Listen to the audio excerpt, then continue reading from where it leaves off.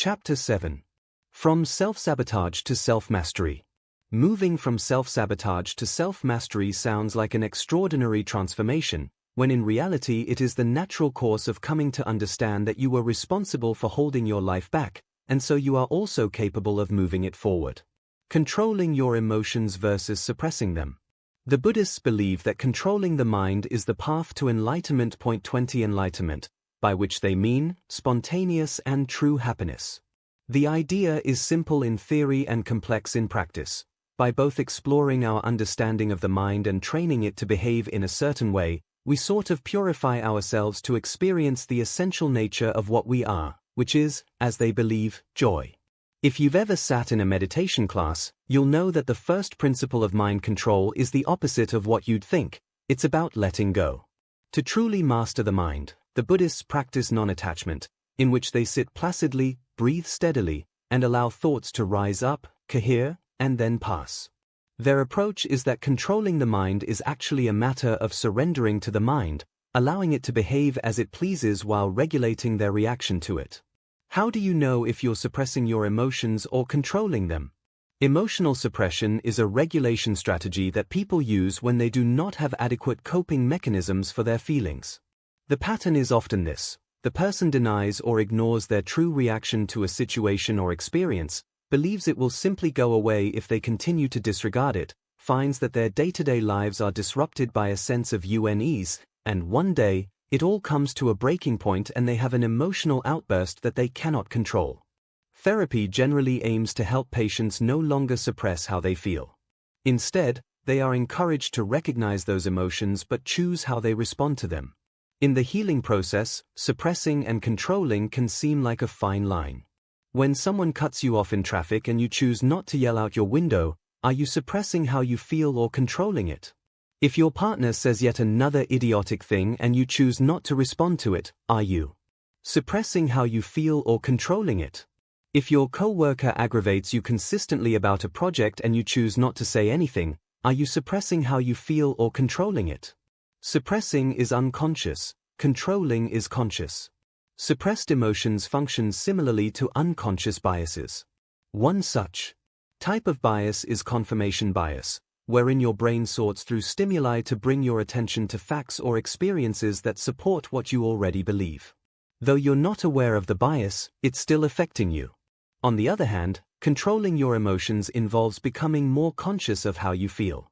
You are aware that you are angry, sad, or aggrieved, but you are choosing what you do about it. It is not really that you are controlling your emotions, but your behavior. When you are suppressing your emotions, you don't know how you feel and your behavior seems out of control. When you're controlling your emotions, you do know how you feel, and your behavior seems within your control. The answer is that when you're in traffic, or in an argument, or dealing with a difficult coworker, you should be aware of how you feel but still in control of how you respond. Emotions are temporary, but behaviors are permanent. You are always responsible for how you choose to act. We often think that the measure of physical strength is how much weight we can bear, how long we can run, or how pronounced our muscles are. In reality, physical strength is a measure of how efficiently the body runs. Itself, how capable it is of effectively performing day-to-day tasks and occasional challenges when they arise. Mental health is the exact same way. It is not a measure of how happy we seem, how perfect things are, or how unconditionally positive we can be, but that we are able to move through day-to-day life and the occasional challenge with enough fluidity and reason that we aren't stifled or held back by ourselves. Amy Morin very famously disclosed some of the things that mentally strong people don't do. Identifying their habits and behaviors is essential, but what if you just aren't there yet? If you want to become a mentally strong person, this is where you begin. Learning to trust yourself again. Inner peace is the state of being connected to the deep internal knowing that everything is okay and always will be. The concept of finding one's inner peace has been part of spiritual and metaphysical practices for centuries and has just recently become more mainstream with the development of popular psychology. Albert Camus once said, "In the midst of winter, I found there was, within me, an invincible summer." That sums up the entirety of what inner peace really is. The understanding that no matter what is happening around you, there is a place of total knowing and calmness within you. Not only are you capable of returning to that place when you need to, but it's possible to live your entire life from there. The challenge is learning how to connect with it in the first place and rewire how you respond to your mind, which is always jumping from one worst-case scenario to the next. You know when people reference knowing something. Deep down, they say things like, "I'm worried, but deep down, I know it's going to be okay." Or, "I'm angry at him, but deep down, I know he loves me." What do you think they are referencing? Where is deep down? They are talking about the place within them that has an infinite wisdom, a better understanding, and a more insightful perspective of what's going on. It isn't shaken by the stresses or fears that the mind wants to offer. So much of the process of finding inner peace is being able to get to that deep down place where you know and feel that ultimately everything will be okay.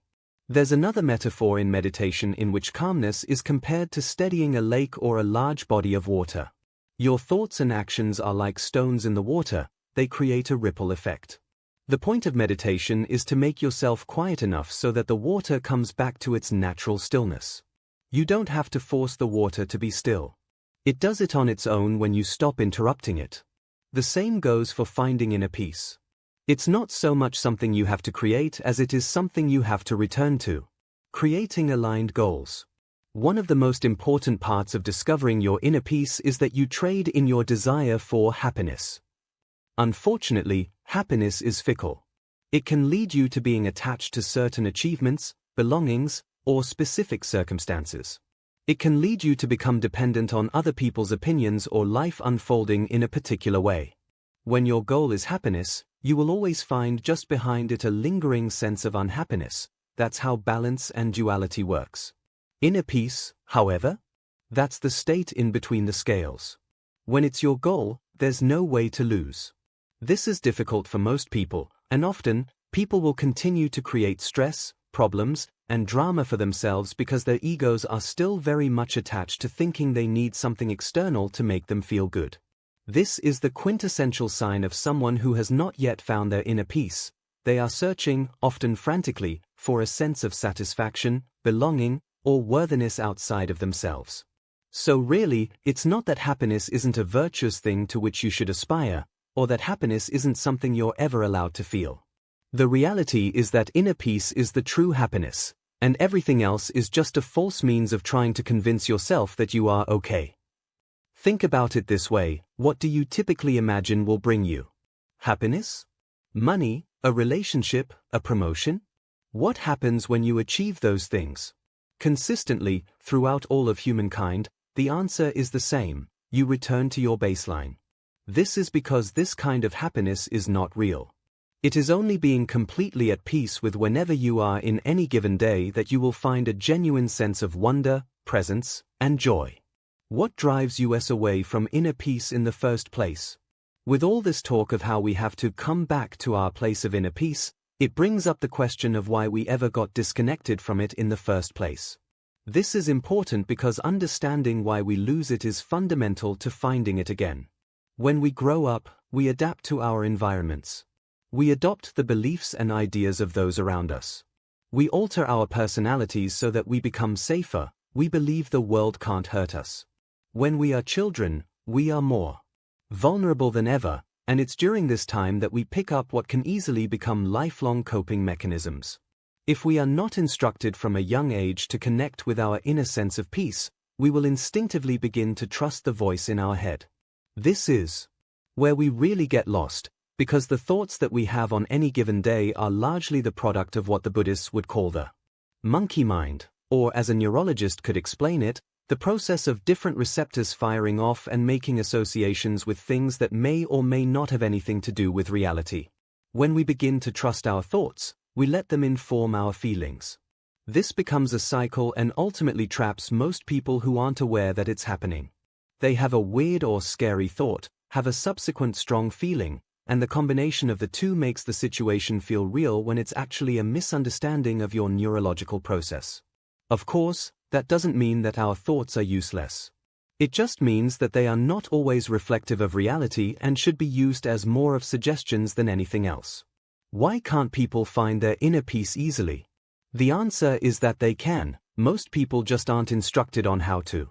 But beyond that, most people are actually too scared to go into their own feeling states because their inner child is too traumatized. Everyone has an inner child. It is the part of you that is most innocent and pure, and it never goes away. Point 21 Over time, it is your responsibility for you to learn how to parent this inner child, who will honestly be the one to push you away from your inner peace. They will be the one to throw a tantrum and tell you that everything is falling apart and that you're going to die and that you should just give up. In the same way that you wouldn't let a child run your waking life now, you can't always believe what your inner child is afraid of. You can, however, learn to work with them, heal them, and make them feel safe, in the way any good parent would. Stephen Diamond explains it like this. To begin with, the inner child is real. Not literally, nor physically, but figuratively, metaphorically real. It is, like complexes in general, a psychological or phenomenological reality, and an extraordinarily powerful one at that. He argues that mental disorders and destructive behavior patterns are usually more or less related to unconscious parts of ourselves and were most often adopted in early life. Finding your own peace. Finding inner peace isn't always so much about just sitting in the lotus position until wisdom becomes you. It's about making the uncomfortable decision to stay with your discomfort and to choose differently. As Gail Brenner explains, the inner war is perpetuated by resistance, that is, not wanting to feel the way we feel, not wanting people to do what they are doing, not wanting events to occur as they are occurring. Resistance wants to rewrite our personal histories and ensure that our plans materialize. She argues that inner peace is the only kind that exists because nothing else is in our control. Point 22. Another really amazing way to find your inner peace is to constantly remind yourself that your worries are a fabrication of your mind's need to identify potential threats for survival, and true happiness is being here in the moment. If that's hard to believe, make a list of the following. Everything you have intensely worried about in your life. Go back as many years as you can, and be as detailed as you can. Every difficult situation you swore you would never get through or never get over. Every time you have genuinely felt happy and at peace. Guaranteed, your responses to the first will bring a smile to your face in that they will remind you that you have worried constantly in your life, and yet they were mostly unfounded. Your response to the second will also be relieving, because it will show you just how much pain you thought was insurmountable in your life and how, in retrospect, you don't really ever think about those things anymore. Finally, your answers to the last question will remind you that your happiness has never come from things being perfect on the outside, but from you being present and open and connected to yourself and to the moment. Detaching from worrying. In the same way that it's easy to become addicted to substances or behaviors that allow us to avoid the present moment, worrying is chief among the coping mechanisms people use to distract themselves from what really matters. Over time, you convince yourself that worrying equals being safe. You think that by running worst-case scenarios through your head again and again, you will be better prepared for them. This is completely false. Not only are you draining your energy imagining situations that are very often completely manufactured, but when you are already hypersensitive to any one of these fears or ideas, you will actually create those circumstances simply out of your avoidance or over-responsiveness to them. You have to remember that among all the things to know about the monkey mind, your head wants to constantly seek out situations and experiences that will affirm itself. If you believe something will be good, it will be. It might not look exactly how you imagined, but the outcome will be exactly what you expect. Finding your inner peace is just connecting to your deepest wisdom. It's not something you have to create, justify, imagine, or reach for. It's always within you, it's always an option, and it's constantly a choice. You just have to make it. Remembering that your feelings are not always facts. The most challenging part of all of this is arriving at a place where you can discern between which feelings are instinctive and informative and which are rooted in fear and ego. In a world that constantly tells you that your gut knows everything and that your feelings are real, and that if you reach in deep enough, you'll uncover a well of wisdom that can guide you, it can be really easy to assume that every feeling and idea we have is not only real but is somehow forecasting what's going to happen in the future. Your feelings aren't predictions. They are not fortune-telling mechanisms. They are only reflecting back to you what your current state of mind is. It's like having a nightmare. The monsters aren't real, but they could be. Metaphors for something you're worried about in your waking life. What holds so many people back from finding their inner peace is the fact that they can't tell the difference between which is correct, their fear or their peaceful feeling. Remember this: the feeling of peace is the one telling you the truth. Your feelings aren't here to tell you what's going to happen. They're only here to inform you of where you are energetically and mentally and how you should respond to what happens around you. Fear is trying to scare you into staying small and keeping safe. It is a mortal, limited thing. The feeling of peace is trying to remind you that everything will be okay because it always is, and always will be, no matter what. Becoming mentally strong. No matter who you are or what your purpose is in life, mental strength is going to be a key component in ensuring that you actualize all of the potential latent within you. Mental strength is not a fixed trait. It's not something we inherently have or don't. Ironically, it's not necessarily easier to have if you aren't faced with many challenges in life. In fact, it is often people who are in the most difficult circumstances that are forced to develop the highest degrees of mental strength. Being mentally strong is a process, and it is a practice. This is where you can begin. Get a plan, because plans fix problems. Mentally strong people are planners. They think ahead. They prepare. They do what's best for the long-term outcome. You might think that this disconnects them from the moment, but the opposite is true. Worrying disconnects you from the moment. Overthinking disconnects you from the moment. When you are consistently sidelined from your own anxiety, it's because you don't have a plan regarding the thing that's making you scared. Think about something you aren't scared of. Do you know why you aren't scared of it?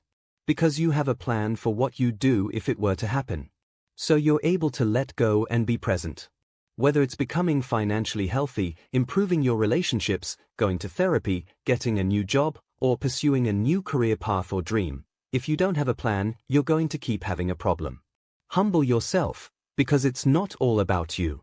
It seems like everyone is thinking about you, judging you, evaluating you, and determining your status in life. They aren't. Social media has likened us all to mini-celebrities in our own circles. We become convinced that everyone around us is disproportionately concerned with the minutiae of our lives. In a number of decades, you will be gone.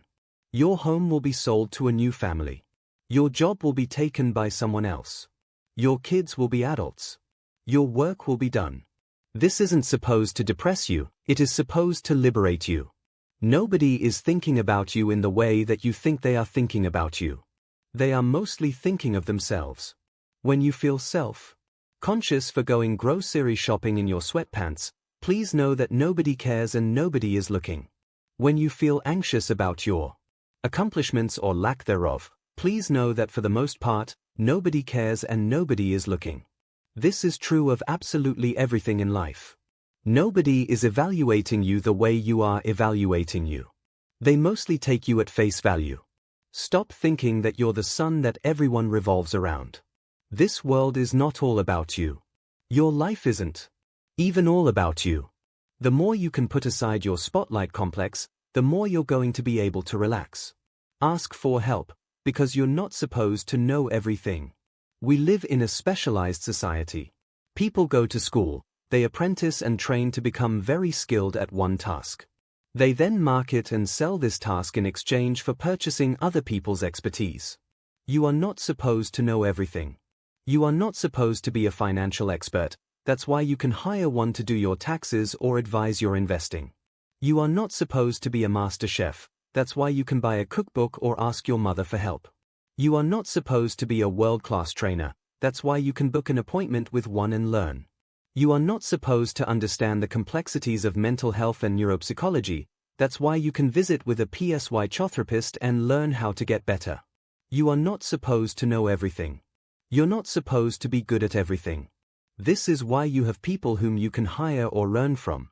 Cut yourself some slack, and focus on what you are proficient in. Outsource everything else. Know what you don't know, and stop false dichotomous thinking.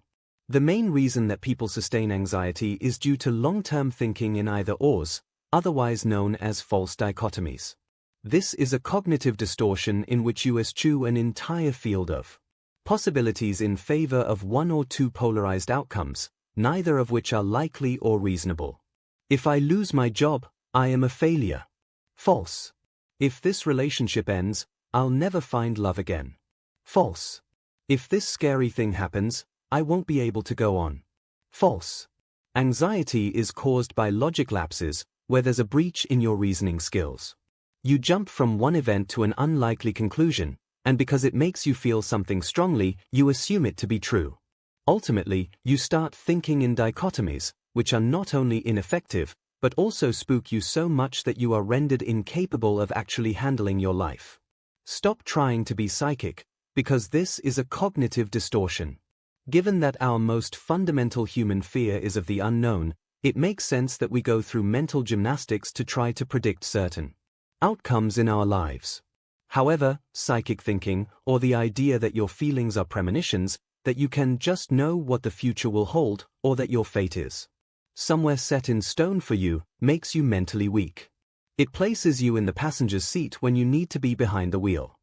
When you are engaging in psychic thinking, you're extrapolating. You're taking a single feeling or experience and making a long-term prediction about your life. It is not only false, it often becomes a self-fulfilling prophecy. Stop trying to predict what you can't know, and start putting your energy toward building what you can. You and your life will be better for it. Take responsibility for your outcomes. Yes, all of them. In the grand scheme of your life, the outcomes that really matter are the ones that are almost completely within your control. It's easier and less scary to pretend as though you are simply a cog in the wheel, but you're not. If you actually put your energy toward learning to be productive, taking care of your health and wellness, improving your relationships and self-awareness, you'd have a radically different life experience. Every single one of those things is within your ability to change or at least influence greatly. There are some things in life that are outside of your control. If you focus on them, you will miss something really important. The majority of your life is the direct result of your actions, behaviors, and choices. Learn how to feel better by processing complex emotions. You are not supposed to feel happy all of the time. Trying to feel happy all of the time is not the solution, it's the problem. Instead of the ability to sustain positivity at all times, mental strength requires that you develop the ability to process complex emotions such as grief, rage, sadness, anxiety, or fear. When you do not know how to allow these feelings to pass through you, how to make sense of them, learn from them, or simply just allow them, you get stuck on them. You bury them, and then everything around you becomes a trigger that threatens to unleash the floodgates. You might think it's about keeping a stiff upper lip, but it's not. It's about crying when life is sad, being angry in the face of injustice, and being determined to create a solution when a problem arises. That responsiveness, instead of reactiveness, defines mental strength. Forget what happened and focus on how you will make it right. Reflect on what went wrong, learn from what went wrong, and figure out how you're either going to make up for it or change the outcome in the future. Then let it go. The only time you're going to really hold on to the past is when you haven't fully learned from the past. When you have, you can apply those lessons to the present moment and create what you wanted to experience then. Focusing on what happened disproportionately to what's happening now, or what you want to happen in the future, is what keeps you completely stuck. If you feel as though you truly failed yourself in some profound way, it becomes even more crucial that you move on and create the experience you desire now. Your life is not over. You did not fail indefinitely, but you will if you never let go and try again. Talk it out, because things are often more complicated in your head. If you feel really tangled up in your thoughts, feelings, and fears, talk to someone. Perhaps a mental health professional or a trusted friend. If nobody is around, talk to yourself. Talk out your ideas as though you were speaking to someone else in front of you. Sometimes, we need an objective third party to help us sort through complicated parts of life. Keeping it all buried in your head and heart often makes it worse. Letting it out into the open tends to simplify the problem, release the emotion, and help you move on. Take your time, because you don't need to figure everything out right now. Growth usually isn't a sweeping thing. It happens incrementally. It occurs in tiny bursts and small steps. This is because when we are growing, we are actually expanding and restructuring our comfort zones. We are readjusting to a new way of life, and if we shock our systems with too much change too fast, we often revert back to what we knew. The most effective and healthy way to change your life is slowly. If you need instant gratification, make the goal the tiny step you take each day. Over time, momentum will build, and you'll realize that you're miles from where you started. Take triggers as signals, because your wounds need your attention. Triggers are not random, they are showing you where you are either most wounded or primed for growth. If we can see these triggers as signals that are trying to help us put our attention towards some part of our lives that needs healing, health, and progress, we can begin to see them as helpful instead of hurtful. You cannot ignore your problems. You cannot disregard your wounds. These are issues that you will need to unpack, process, learn from, and adapt your behavior accordingly. This won't only make you mentally stronger, it will also give you a better quality of life overall. Honor your discomfort, because it's trying to tell you something. The greatest gift that life will hand you is discomfort. Discomfort is not trying to punish you. It is just trying to show you where you are capable of more, deserving of better, able to change, or meant for greater than you have right now. In almost every case, it is simply informing you that there is more out there for you, and it is pushing you to go pursue it. Instead of trying to pacify this discomfort, mental strength requires that you listen, learn, and begin to change your course. If you can begin to see your life as a feedback mechanism that is reflecting who you are with the ultimate goal to help you live better and more fully, all of a sudden you realize that it was never the world standing in your way, but your own mind. How to truly enjoy your life? If you were to ask, many people would undoubtedly agree that they believe the purpose of life is to enjoy it. However, so many people struggle to be present and actually experience their lives as they are. The culprits are varied and can include everything from unrealistic expectations to trying too hard to feel good. It is, after all, something you have to allow. When you're struggling, the most insulting and difficult thing that someone can tell you is to just relax or just enjoy yourself. When you're in survival mode, the last thing you can possibly think about is just sitting back and rolling with the punches. This is the most important part of learning how to enjoy your life again. When you're in a place of trauma and pain, you can't try to force yourself to be happy. First, you have to step back into neutral. When you're struggling and you try to make yourself feel good, you are actually intensifying the polarity of your feelings. You are shoving the bad feeling down in place of trying to feel something different. Ironically, many people who struggle emotionally are, at their core, people who actually just have a greater desire to enjoy life. Stop trying to be happy. Happiness is not something you can chase. It is something you have to allow. This likely will come as a surprise to many people, as the world is so adamant about everything from positive psychology to motivational Pinterest boards. But happiness is not something you can coach yourself into. Happiness is your natural state. That means you will return to it on your own if you allow the other feelings you want to experience to come up, be felt, be processed, and not resisted. The less you resist your unhappiness, the happier you will be.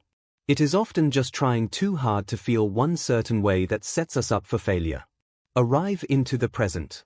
There's a saying that if you're anxious, it's because you're living in the future, and if you're depressed, it's because you're living in the past. When you're living in the present moment, you realize that both the past and future are just current illusions in the infinite, eternal now, and that they are actually ways in which you can avoid being in your body. The only place to find happiness is in the present because that's the only place it truly exists. Trying to find happiness by focusing on what could or might happen in the future is actually a process of disassociation. Practice arriving into today by focusing on taking life one day at a time and doing the most with what you have in front of you currently. There's a fine balance between living for the moment and taking care of your future self. Stop trying to assert dominance. In his book on Hig, The Danish Art of Coziness and Well-Being that many attribute to the nation's staggeringly high happiness rates, Make Weekaying, explains that connecting with others is not just spending time with them, it has to do with not trying to dominate, impress, or create an emotional reaction in someone. 23 You find a lot more happiness by not trying to prove yourself.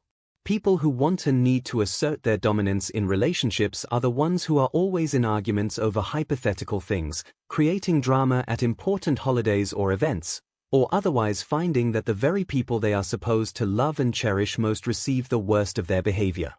In order to find greater happiness, you need to see yourself as an equal to those around you. When you view yourself in a position to constantly learn from all those you know, you are no longer compensating for fearing you are beneath them. Lean into the little joys when you find them. When we think of trying to enjoy life, it's common for our minds to jump to trying to achieve things that are huge, overwhelming highs. We think that being happy is only what happens when we're on vacation or just landed a huge bonus. This, however, is actually the opposite of happiness, because it's conditional. True happiness is embracing the little joys in life, the sunrise on a warm summer morning, your cup of coffee, or an amazing book. It is being grateful not only for when big things happen, but also for the small satisfactions that you can find every day. Most people severely overthink happiness. They assume their lives have to be in perfect working order for them to experience real joy. This is not so. Real joy is finding happiness where you are and how you are. Nurture positive relationships when you have them. Regardless of whether or not you are introverted or extroverted, the quality of your relationships determines the quality of your life experiences. Tons of research backs this up. We become most like the people we spend time with, and our happiness is directly correlated with not the quantity of relationships we have, but the quality of each of them. Being lonely is as much of a risk to your health as smoking. However, what most people interpret this to mean is that they should just make friends where they can find them and be close to their biological family, even if they dislike them. That's totally missing the point. Happiness is not contingent upon you forcing relationships you don't want to be in. It is, however, contingent upon you building and fostering relationships with people you really like and who add value to your life. When you meet someone with whom you really have a connection, go out of your way to make sure you see that person and keep your friendship healthy. Learn something new as often as you can. When you approach life as though you already know all there is to know, you are actually closing yourself off to potentially having new and better experiences. If you assume that you know what will happen when you try something new, or if you think you know what places you haven't been to would be like, you might just want to leave some room to surprise yourself. Think of life as something you can constantly learn from. Your pain teaches you what does not feel good and what you should not continue to do. Your joy teaches you what is in alignment. Everything can be your teacher, and the more you allow your life experiences to shift and change you, the better you, and they, will become. See challenging times as opportunities for transformation. Happy people aren't joyful all the time, and this is an important distinction to make. In fact, genuinely happy people are more at peace than they are ecstatic about everything they experience. This is because happy people are inherently coachable and changeable. They are not stuck in their ways. They understand that life requires growth, and when that growth stagnates, discomfort begins to arise. The true nature of life is constant movement and constant evolution. If you do not keep up with that, life will all but force you to change as it becomes less and less comfortable to stay where you are. You cannot avoid all pain, but you can absolutely avoid a lot of suffering by staying focused on your internal growth. Be aware of what you give your energy to. Sure, most people realize that if they work a job they dislike or stay in relationships they despise for the majority of their lives, they aren't going to feel great about it. What many don't realize, however, is that there are far more significant things that we constantly offer our energy to that create the quality of our lives. Those disliked jobs and stale relationships aren't problems, they are symptoms, and at the root of all of it is where you allow your mind to run. When you give your energy to certain thoughts, they gain life. There's a saying that the wolf that wins is the one that you feed, and when it comes to the quality of your life, you need to be extremely careful of what you allow yourself to think. It will soon become what you feel, then what you believe, and then how you behave, and sure enough, the way you live. Schedule time to do nothing. Happiness is an active pursuit as much as it is a passive one. Though to feel fulfilled each day is absolutely a conscious choice, it isn't going to happen by accident, FYI. The irony of really feeling good is that it's not something you can force, it's something you have to allow. Happiness is refusing to fill your schedule to the absolute brim so you can wring the most you possibly can out of every second of your life. It is also taking time to embrace the mundanity of everyday moments. It's sitting back and reading a book, talking over dinner with someone you love, or just enjoying the small things each day. Taking this time won't happen on its own, you have to plan for it. Schedule time to play. When we were kids, all we did was imagine and play. Our lives were our canvases, and we inherently understood that we could make believe absolutely anything and spend the day living it out. The same is true in adulthood, but over the course of a few decades, the world tends to have a way of beating the magic out of you. If you really want to enjoy life, you have to make time to do what you loved when you were young. Paint, play in the sand, play games you love, and be creative for the sake of it. If that all sounds childish, good. It means you're ready to reconcile with your inner child who is and always has been there all along. Enjoying life is living it out in both the simplest and most transformative ways possible. Part of that is simply letting yourself show up and be who and how you are. Becoming a master of yourself. When you get to the end of your life, you will begin to see your mountains for what they really were. Gifts. When you look back on your life, you won't remember the hardships. You'll see them then as pivot points, growth opportunities, the days of awakening right before everything changed. To become a master of oneself is first to take radical and complete responsibility for your life. This includes even that which is beyond your control. A true master knows that it is not what happens, but the way one responds, that determines the outcome. Not everybody gets there. Most people live barely realizing that they are creating most of the waves in their lives and that it is also their job to learn to ride them. Most people spend their days lost in a fog of their own thoughts and feelings, having little ability to sort through them. Mastery is to realize that we are equipped with the exact traits we need to overcome the mountains before us, and in fact, doing so is the ultimate calling of our lives. We are not only capable, we are destined. Mastery is to finally understand that the years of discomfort you endured were not some sort of purgatory you had to just get through. They were your deepest inner self informing you that you are capable of more, deserving of better, and meant to transform into the person of your dreams. You must claim it. You must create it. Your own healing process will create an invisible ripple effect on the collective. If we want to change the world, we change ourselves. If we want to change our lives, we change ourselves. If we want to scale the greatest mountains before us, we change how we arrive at the path. When you reach the peak of it all, whatever that may be for you, you will look back and know that every step was worth it. More than anything, you will be overwhelmingly grateful for the pain that led you to begin your journey, because really, it wasn't trying to hurt you as much as it was trying to show you that something was wrong. That something was the risk of your potential remaining untapped, your life spent with the wrong people, doing the wrong things, and wondering why you never felt quite right.